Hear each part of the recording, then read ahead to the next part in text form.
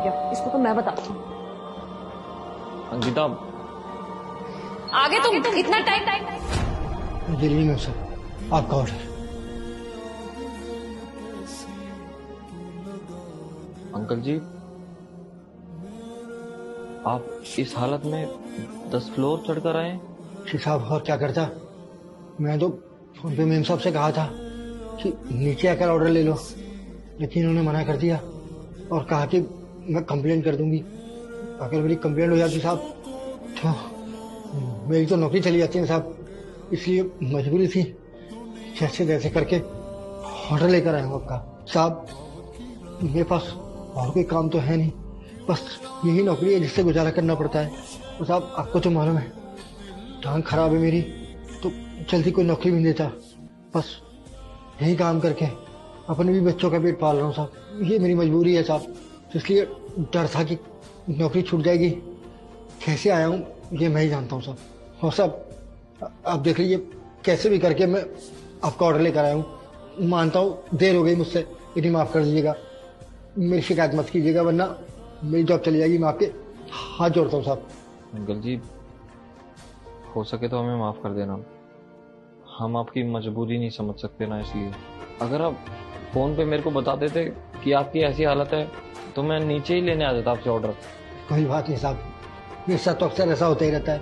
क्या है कि निकला हूँ, देर सवेर हो ही जाती है साहब, टाइम पर ऑर्डर नहीं पहुँचा पाता ना साहब, तो गालियाँ खानी ही पड़ती हैं। आप जैसे लोग कहाँ है इस दुनिया में, बहुत कम है। कम से कम आप लोग अपनी गलती मान रहे हैं, माफ़ी मांग रहे हैं। उन्हें लोग तो गलती भी नहीं मानते और माफ़ी नहीं मांगते, बेइज्जती जरूर करते हैं। और साहब कई लोग तो पैसे भी नहीं देते, सब कुछ झेलना पड़ता है साहब। हाँ अंकल जी, लोग ये सोचते हैं कि उनको तो पैसे मिल रहे हैं और वो तो यही काम करने के लिए बने हैं, तो लोग उनकी मजबूरी का फायदा उठाते हैं और ये बिल्कुल नहीं सोचते कि वो किन हालातों में काम कर रहे होंगे। अगर वो लेट हुए भी हैं तो उसके पीछे का कारण क्या है, क्यों लेट आए हैं वो लोग, ये कोई नहीं जानेगा। बस सबको अपनी पड़ी है। क्या करें, पापी पेट का सवाल है। मैम साहब बरना माने तो मेरा गला सूख रहा है, क्या एक गिलास पानी मिल जाएगा? हाँ हाँ अंकल, पानी अभी लेके आती हूँ, 1 सेकंड रुकिए।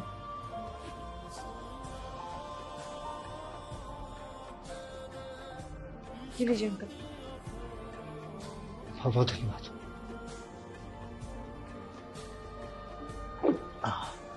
शांति मिल गई। हाँ अंकल जी, जो भी गलती हुई है उसके लिए प्लीज हमें माफ कर देना। अच्छा साहब पैसे दे दीजिए, मैं चलता हूँ।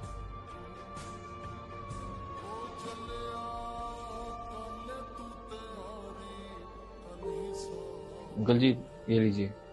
अरे साहब इतने पैसे, लेकिन मेरे तो सिर्फ 500 बनते हैं साहब।